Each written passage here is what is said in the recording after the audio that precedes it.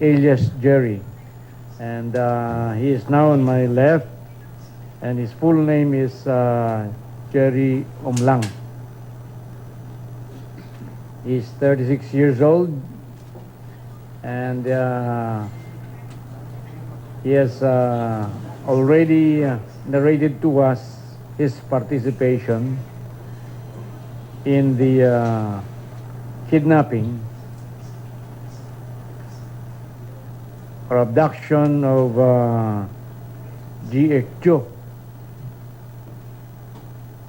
as well as in the subsequent events that happened after the said abduction.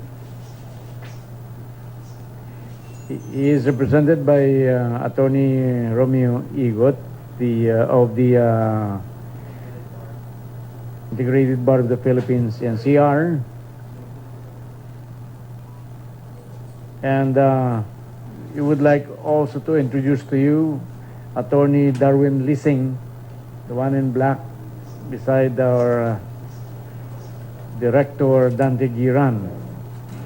So, in compliance with the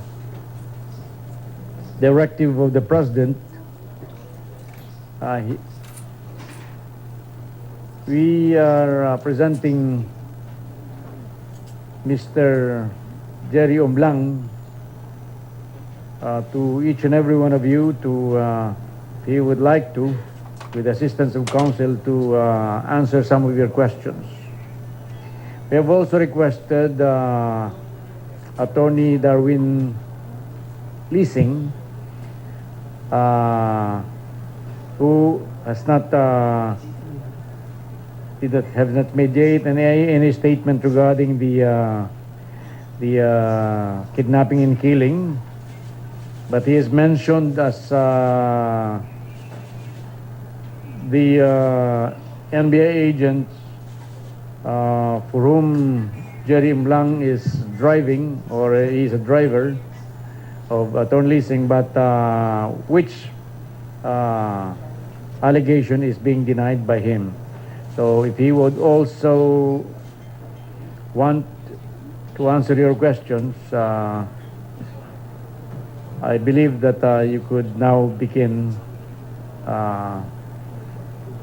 questioning them with Jerry Umlang, assisted by Attorney Romeo Igot, while Attorney Darwin Lising is a lawyer himself.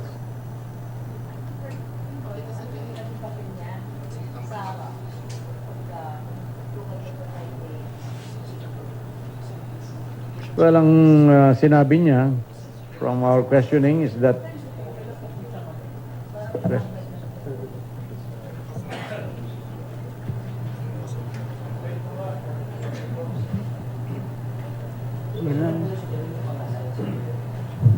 yun po, ako po yung alias Jerry na nakita niyo sa yung nag-withdraw po ng ATM.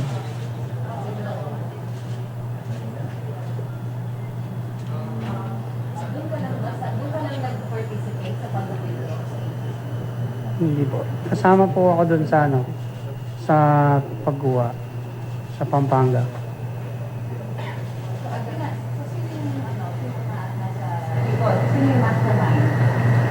Si po, Colonel Dumlao, Rafael Dumlao. Hindi po. Sanday Sadil po.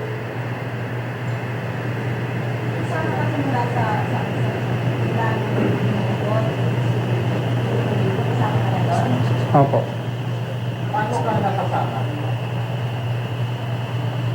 Ako po yung nag-surveillance po.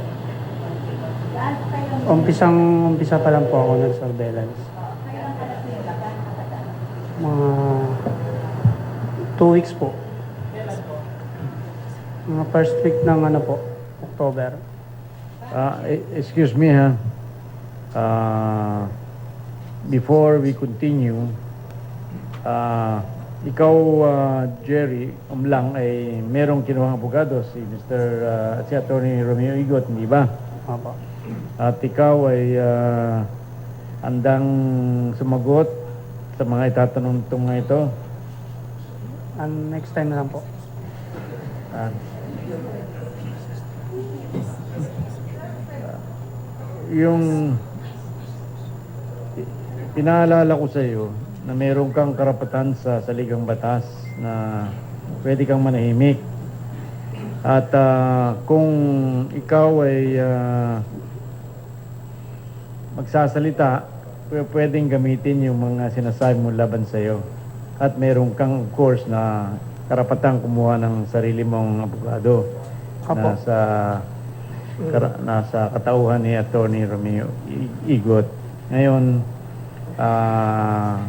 handa mo bang ipagpatuloy yung iyong pagsagot sa mga katanungan nitong ating mga kasama sa media? Hindi na, yung abogado ko na lang po.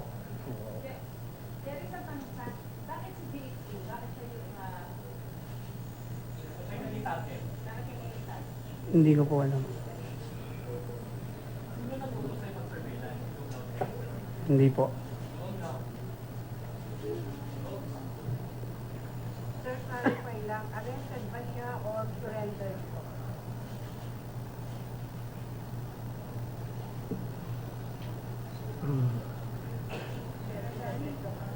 Clarify lang po, arrested siya. Sandali lang. Under oath ba ito? Hindi naman. Well, upon advice of this counsel, the witness here who is suspect already refuses to answer questions which are incriminating. Secretary, pwede po bang magtanong? Sir? Opo. Ray Galupo po, Philippine Star. I am Attorney Igot, Governor of Greater Manila Region of the IBP. Now, if my client is a suspect now, upon advice of his counsel, he refuses to answer questions which are incriminating to him. We understand So, that, Attorney. He is advised to remain silent. I would like to throw my question to the good secretary, if I may. The secretary may, you may ask the secretary, but not my client. Secretary, may I ask a question, please? Yes, please. Secretary, how many NBI agents or NBI employees are we talking about here? Sa ngayon,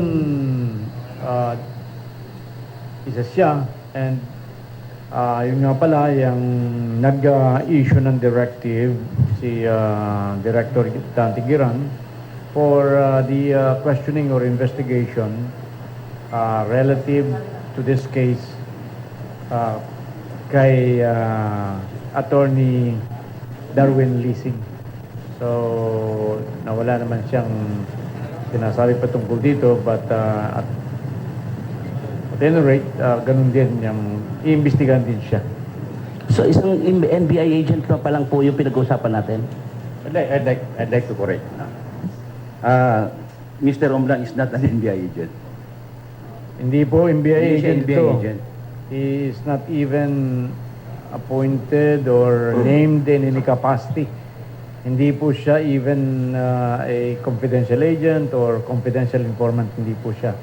Ang pagkaalam po namin, sa pagtatanong ko po sa kanya, ay siya ay isang parang nag-i-standby lamang dito since 2005. With your respect, sir, I'd like Attorney Darwin Leasing to answer this question. Pakiulit ko yung question. Sir, sino po to si Mr. Jerry Omlang, sir? Ano po siya? Bakit nandito siya sa NBI? Si Jerry Omlang po, na-meet ko yan nung na-assign po ako 2007 sa Anti-Human Trafficking Division. Hindi po siya empleyado ng Bureau. Volunteer lang po siya, taga-timpla ng kape, taga-buhat-buhat, inuutosan bumili ng pagkain. Hindi po siya asset, hindi siya nagbibigay ng trabaho sa amin. Inuutos-utusan lang po namin yan. And he comes and go as he pleases. Wala pong definite time ang pagpasok niyan. Sir, good afternoon. Johnson po from DZMM. Sir Attorney, are you saying na yun po bang binabanggit ng PNP or ng government officials na tatlong NBI agents ay wala hong katotohanan since ito pong si Jerry Umlang ay hindi po ikaw yung NBI agent? Hindi ko po alam kasi wala po akong kinalaman sa kaso. I'm not capacitated to answer that question. Kay Secretary Aguirre po kayo or about kay Director Gerard? Thank you. Will you please repeat the question? Secretary, linawin lang ho natin. Meron ho kasing lumutang na ang sinasabi, merong tatlong NBI agents na involved doon sa pagpatay kay G. Igju. Since ito pong si Jerry Umlang ay sinasabing hindi naman tauhan or agent ng NBI, are you saying na wala hong NBI agent na involved doon sa krimen? Well, sa ngayon po, ito pa lamang ang pinapakilala namin sa inyo. Ano? Although hindi talaga siya NBI agent, dahil naman dun sa kanyang pananatili dito ng matagal na palang panahon, noong 2005 or 2007, according to Attorney Leasing, kaya siguro yung nagsabi na mayroong NBI agent involved ay kasama siya sa mga pinatutungkulan. Gusto ko rin pong imporman kayo na si Ginoong Jerry Umlang ay kusang humingi ng protective custody sa NBI noong pang Biyernes ng gabi. Secretary. Hindi po siya na-aresto kasi actually yun namang pangalan niya ay talagang wala pa sa aresto. At ang nakalagay lamang po doon ay alias Jerry. Ngayon gusto ko pong I would like to inform you that yung motion ng Public Attorney's Office ng reinvestigation, transfer of Santa Isabel to NBI from PNP ay according to Chief Percy Acosta ay nag-grant na, kinant na ng ating Regional Trial Court ng RTC. So magkakaroon po tayo ng reinvestigation sa Department of Justice at para bigyan daan yung investigation na yan ay meron po tayong 60 days parang sususpindihin o sinuspinde ng RTC ng Angeles ang hearing sa Angeles RTC para bigyan daan itong ating investigation na gagawin. At dyan po ay lilinawin itong mga alias na ito, yung kanilang buong pangalan ay isusubmit po ng Public Attorney's Office para sila ay mabigyan din ng pagkakataon na mag-submit ng kanilang counter affidavit. We are referring sa kanilang kliyente na si SPO3 Ricky Santa Isabel. Ang kliyente lamang po ng PAO ay si Santa Isabel. Secretary, sa police parlance po, yung mga tumutulong doon sa nagtitimpla ng kape, sa mga police doon sa loob ng opisina nila, at hindi kinukonsiderang empleyado, ay tinatawag na striker. Ito po bang taong ito, Attorney Leasing, merong matatawag niyo po bang striker niyo? Maaari niyo po siyang tawagin parang striker po. So paano po ito? Sumisweldo po ba ito sa inyo dahil striker ito? Wala pong sweldo si Jerry. Volunteer po siya. Voluntary lahat po ng tulong na ginagawa niyo po para sa opisina ay voluntarily done. Wala pong sweldo binibigay ang bureau. Okay, thank you. Sa mga kaibigan natin sa media, no? Ito lang po aking babala, no? We have to limit yung tinatawag na pag may narinig na taga-NBI agents, pangit yan. Magagalit ako talaga dyan. Hindi naman to NBI agent. He's not a lawyer. Neither is he a certified public accountant. Hindi rin siya criminology to qualify as SI. So, yung sinasabi, kung sino man, sinasabi niya NBI agent, katang-isip na yun. May sira sa utak siguro yun nagsasabi na NBI agent. Hindi gawain ng NBI agent yan. Please. Salamat po. Kung nagkataon kaya, Director, na NBI agent yan, yun na kaya yung sinisingil digong sa'yo? Ano po, sir? Yan na kaya kung nagkataong NBI agent ito, itong mama na ito, ito na kaya yung pahiwatig ni Pangulong Digong kagabi na Ang pangako mo raw eh, kaya mong pumatay ng loko-lokong NBI agent? Pinapatay ko nga yan. Sinisimulan ko pagpatay. Kung agent yan. Kahit na hindi. Alam mo, pag kinasama mo siyang tao, namamatay na ang kanyang career. Namamatay na ang kanyang source of supply ng pera. At eventually, namamatay din ang kanyang pamilya, siya sariling pamatay ng pamilya niya, kasi wala na siyang isusuporta. Yan ang may tinatawag na far-reaching effect ng pagpatay. Pero sa press ko natin ngayon, Director, malinaw na tinuturo niya, ang bossing niya ay si Santa Isabel. Wala raw siyang bossing na taga-NBI. Yan sabi niya. At saka napakaganda ng surrender sa amin ni Jerry, no? Dahil yung mga loose ends ng investigasyon ay ngayon ay nasusolve na. Yung sinasabi na opposing ang direksyon ng investigation ng police at saka NBI, hindi totoo. Actually, pareho lang po. Pareho lang po ang resulta. Ang involved po ay si Ricky Santa Isabel, si Atty. Dumlao, Colonel Dumlao, at ito na ngayon sinasabi niya si Jerry Umlang. Ang problema lang po, nagkatalo lang doon sa personality, yung personalities. Kasi noong una, we had heard in the Senate hearing, tinanggi talaga ni Ricky na kasama siya sa pagdukot. Ngayon sinabi niya, lima sila. Kasama sila sa pagdukot, 5 sila. Siya, si Ricky, yung Billigas na pulis, meron pa tinatawag na alias pulis, at saka yung inupahan ni Ricky na driver. At ang maganda dito kasi, klarong-klaro na talaga, no? The case that was previously filed by the police was even bolstered by the appearance of Umlang, Jerry Umlang. Kaya lang, sabi ko, nagkakatalo doon sa mga personalidad. At saka, yung tinatawag na mga circumstances. Unang circumstance, yung sinabi ni Ricky. Sinabi niya talaga na that time, that supposed time of abduction, si Ricky po ay nasa Taguig. He was supposedly attending a court hearing. Hindi pala totoo. Kasi ito na buhay. Ito na nagtitestify, no? So, nagsinungaling na po si Ricky, no?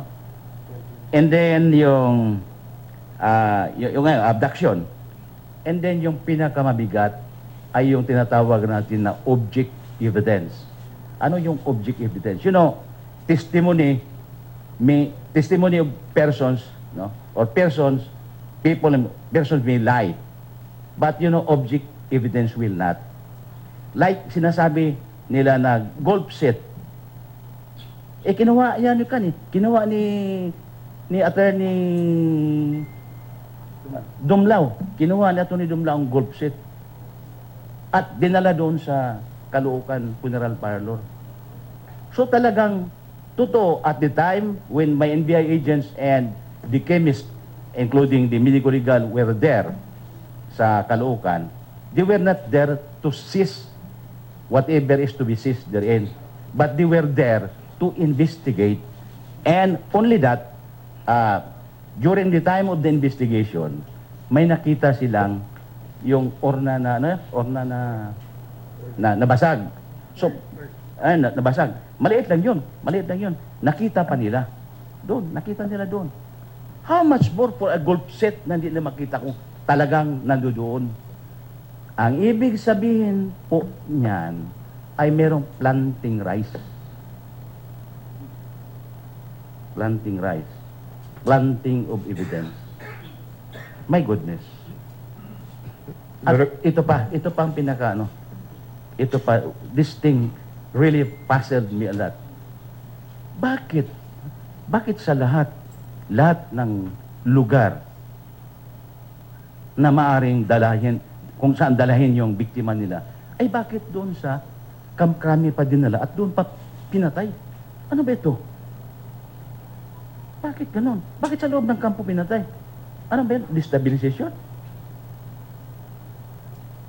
I cannot understand. You can have your guess. Director, napapansin ko parang panatag na panatag ang loob mo na walang NBI agent o wala kang tauhan talagang involved doon sa pagdukot at pagpatay. Ha? Kung merong NBI agents, talagang papatayin ko sila. Kaya nga, Director, can you categorically answer na meron ba or walang NBI agent doon sa grupong nagsagawa ng Wala operation? po. Alam mo ito kasi, ito mga kaibigan ha. Ito ha. Ang isang establishment kasi, magkaroon kang tinatawag ng moral ascendancy. Pag ikaw mismo, you lead your people. You lead by example. But if you do not lead your people by example, your people will follow your example. Kahit sasabihin mo, papatayin. Kahit sabihin mo, kakasuhan. Kahit sabihin mo, itatapon.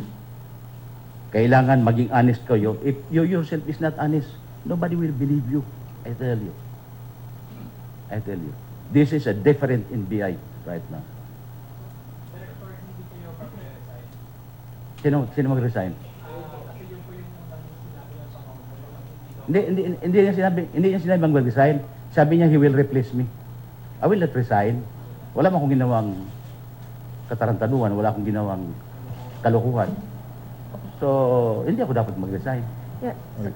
Sir Secretary, gusto ko lang po humingi din ng clarification, but because it was the President who said na 3 NBI assets, so may we just know yung stand ng NBI and DOJ on that. It was the President who said that kanina po. 3, and he was referring to 3 men. So, Well, alam po ninyo, yung siyempre, ito yung mga intelligence o kaya mga bigay lamang na informasyon ng iba, no? But dapat i-validate yan, yung information na yan. So, yan nga, binavalidate natin dito. Pero apparently, kung i-consider ninyong NBI agent si Jerry Umblang, saka si attorney, at of course, NBI agent si attorney Darwin Lissing, dalawa lamang ang ating natutukoy pa. Ngayon, kung sino mang merong nagbigay ng informasyon at sasabihin na mayroon pang ibang NBI agents na involved dito sa kasong ito, then ma-appeal po kami sa inyo na come to us. Give us your information, and we will act accordingly. so sir, last na po, no, can we also ask, paano ba, kasi Attorney Lacing said that Jerry is a volunteer, so can you give us, or at least the public, parang brief, lang, kung paano ba maging how to work as a volunteer for NBI? How do you choose the strikers here? Actually, si Jerry po, inabutan ko na lang po yan noong 2007 sa office namin. I was not the one who chose him. Naging, lang. Do we have any records how he came here, how he first worked here I as a don't know. volunteer? I don't know. Naabutan ko na lang po siya 2007. Okay. I was then assigned as the building administrator of the Academy in Baguio and was reassigned at the Anti-Human Trafficking Division where I met him in 2007. So strikers here don't have any paper trails at all? Wala po. Okay. Thank you, sir. According to him, he is a close friend of Santa Isabel.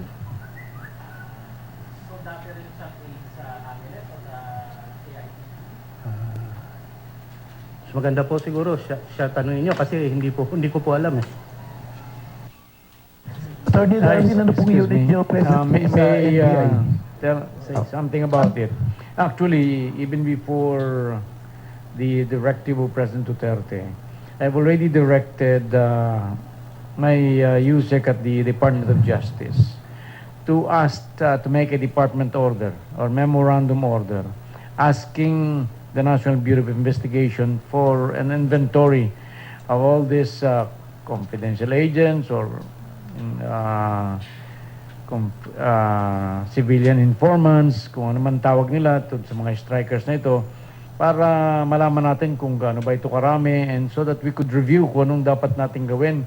Kasi alam naman natin nung in the past ay ito palaging nasususpende o na-revoke gawa ng because of the abuses. Inaabuso po ng mga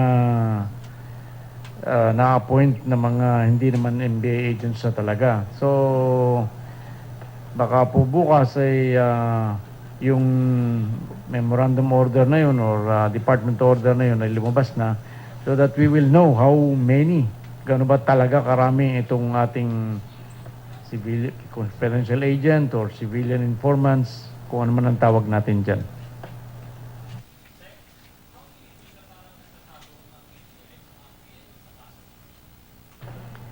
Hindi naman talaga nagsasabong eh. Ang totoo nangyari ito pagkat ang perception ng tao ay maaring ibang puntahan, ibang findings ng NBI dun sa findings ng PNP. So alam natin na tapos na ang PNP at hindi pa tapos ang investigation ng NBI. So hindi pa natin masasabi na talagang nagsasabong o magkakontra o may inconsistency sa kanilang resulta ng investigasyon sapagkat yun ngang investigasyon ng NBI hindi pa tapos. As a matter of fact, with the appearance here of Jerry Umlang, ay maaring magkatugma na sapagkat kung ano yung takbo ng PNP with the testimony of Jerry Umlang ay yung mga ibang testimony on the part of the other accused. Alam natin kung sino yan na nagpapalabo ng pangyayari ay mabibigyan ng liwanag pag nakuha na, if ever, nakuha na ng affidavit si Jerry Umlang ni Attorney Romeo Igot. Good morning, good afternoon, Attorney Lising. Yes, sir. Lawrence sir. Ano ko po, Radyo ng Bayan. Sir, gaano po kayo katagal nagkasama ni alias Jerry? Since 2007 po. Hanggang kailan po? Up to 2015 po. Ano na po yung role ni alias Jerry noong 2015, sir? Kasi hindi po all the time kasama po siya. No? Kasi na-assign rin po ako sa ibang lugar, hindi lang po rito sa Maynila. Nung nakasama ko po siya sa ATRAD, sa Human Trafficking 2007 po. Tapos na-reassign ako sa Mindanao 2010 po. After that, sa Olonga po, tapos dito po uli sa Manila. Doon lang siya lumitaw po uli. Naging driver niyo po talaga siya? Hindi po. Hindi po. Okay, I salamat. cannot afford even services of a driver. Thank you, sir. I'm a mere government employee po.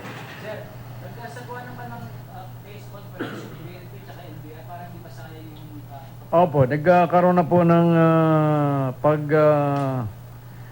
connection ng dalawang PNP at saka NBI sa kanilang yung dalawang boss nila kay si General Bato at saka si Director Giran. Ang nagkakaproblema lamang po para magkaroon na siya ng conference, nagkakaproblema lamang po yung ibang na-involved ay halimbawa pumapayag na NBI na magkaroon ng observer ang mga PNP but unfortunately yung iba pong mga tao na involved o yung mga suspects ay ayaw nila ng may presence of ang PNP elements. Kaya po nangahanap po tayo ng magandang implementation noong kagustuhan ni Senator Ping na magkaroon ng case conference ang PNP at ang NBI.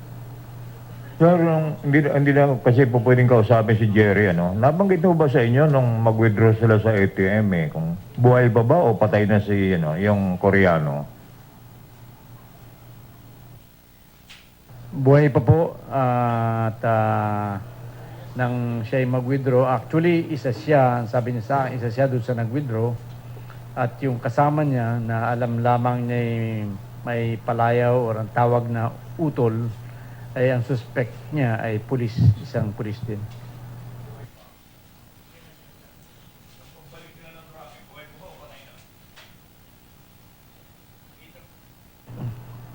Well,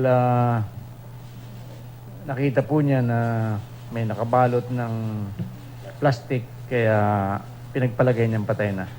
I will not answer any more questions because with respect to the circumstances, sapagkat nagpahayag na po ang ating si Jerry Umlang na ayaw na niyang magsumagot, muna hanggang hindi siya napapayuhan ng lubos ng kanyang abogado. So, kung wala na po tayo... Last question, Secretary. Secretary. Kasi sabi kanina ni Superintendent Rafael Dumlao na meron daw executives ang NBI na involved. So, lumalabas ba sa investigation nyo ngayon na walang ganon? Police lang talaga ang involved dito. Actually, yun yung panawagan namin. Yung lahat ng may nalalaman, sabihin po ninyo, kahit manggaling pa ito kay Superintendent Rafael Dumlao, mas maganda nga sa kanya manggaling at nang iimbestigahan po natin. Wala po tayong pinagtatakpan dito, wala tayong tinatago dito sa NBI. And siguro po may maaari pa makapagsabi si Director Dante tungkol dyan. I will speak for Sir Dante. Si Rafael Dumlao po, na-meet ko yan sa Baguio. Kung hindi po ako nagkakamali, late 2002-2003, he was still a lieutenant or inspector. Kasi nag-meet po kami yan sa isang hostage-taking situation po sa Baguio City during that time. Doon ko siya first na-meet. Yun lang. Tapos yung wife niya po, kilala ko rin yung wife niya kasi naging tawang ko. NBI agent din. Naging tauhan ko sa anti-human trafficking, yung wife niya.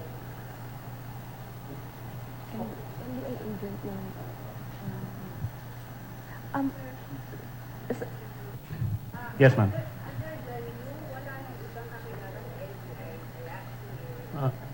Mas maganda po siguro sa kanya nyo itanong yan. Hindi ko po masasagot yun. Director, sir, pa-elaborate lang po. Kasi sinabi niyo kanina may planting of evidence, and then may mga witnesses na nagsinungaling. Can you elaborate on that, sir? And what will happen to kay Sargento, kay SPO3 Santa Isabel? Yung nga, nagsinungaling si Isabel. Santa Isabel. Okay. Sabi niya, wala siya doon sa abduction. Hindi siya kasali. It turned out pala, nakasali siya. So, sir, what will happen? Kasi parang initially, he is being considered for witness protection, and what will happen now? It's the call of first the Secretary of Justice, and eventually, if he would be taken in as a state witness, it's the call of the courts. Okay. And then he also said, sir, no, na si Santa Isabel yung nag-hire sa kanya. Yeah. Can he speak about it? How did Santa Isabel offer you the job? Well, upon advice of this counsel, Jerry refuses to answer your question. We are very sorry for that. But can he tell us how long niya kilala na ho si Santa Isabel? The same answer. Okay. Attorney, how about death threats? Meron po bang death threats si alias Jerry?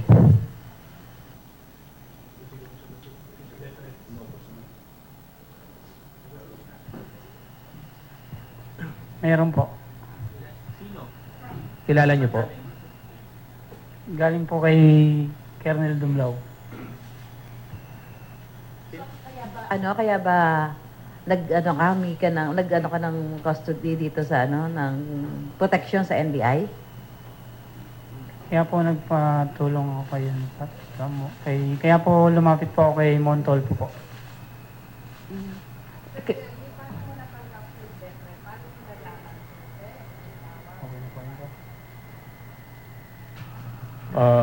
Upon advice of this counsel, Mr. Jerry refuses to answer question. Napakaganda siya ng death threat. At syempre, sa pamamagitan ng tawag o textcall, kasi para imposible naman, diba, yung death threat ka, sa grabe yung death threat, paano yung pagka. Secretary to your action on that. Attorney, hi, attorney. Is it also okay for Jerry to tell us kung saan siya galing, before he came here to Manila, talagang taga Manila lang ba siya? Anong background niya? Bakit ngayon a lot of things. Well, anyway, We will not discuss the case anyway, so we'll Well- just talk about his background, sir. in the meantime, he will not be answering questions until that time that he will be executing his affidavit already. In view of the decision of the of Jerry Umblang and of his lawyer, I believe that natanong na niyo yung talagang dapat sagutin at hindi na tayo makakausod nito sapagkat hintayin lang muna natin na matapos ang pagkuha ng affidavit ni Jerry Umblang. At palagay ko naman kung talagang mag-affidavit yan kasi gagamitin niya yun sa kanyang counter affidavit, then it will be released to you. Maraming salamat. Good evening. Thank you. Good evening. At yan po ang naging press conference ng Department of Justice. Iniharap sa media ni Justice Secretary Vitaliano Aguirre II si Jerry Umblang na isa sa mga itinuturing na suspect sa pagpatay sa Koreanong negosyanteng si Ji Ik-ju. Dito inamin ni Umblang na kasama siya sa mga nag-withdraw mula sa umunay ATM card ng biktima. Buhay pa raw si Ji Ik-ju na mag-withdraw ang grupo ni Umblang mula sa ATM account ng Koreano. Inihayag din ni Umblang na nakatanggap siya ng banta sa buhay mula kay Superintendent Rafael Dumlao na team leader sa PNP Anti-Illegal Drugs Group. Nilinaw naman ng mga otoridad na hindi ahente ng NBI si Umblang. Sa halip, isa raw siyang civilian volunteer. Iniutos na ni Justice Secretary Aguirre sa NBI ang pagsasagawa ng inventaryo ng mga informant, volunteer at striker ng ahensya. Iginiit naman ni NBI Director Dante Gueran na walang NBI agent na sangkot sa kidnap slay ni G. Hindi rin daw siya magbibitiw sa pwesto dahil dito.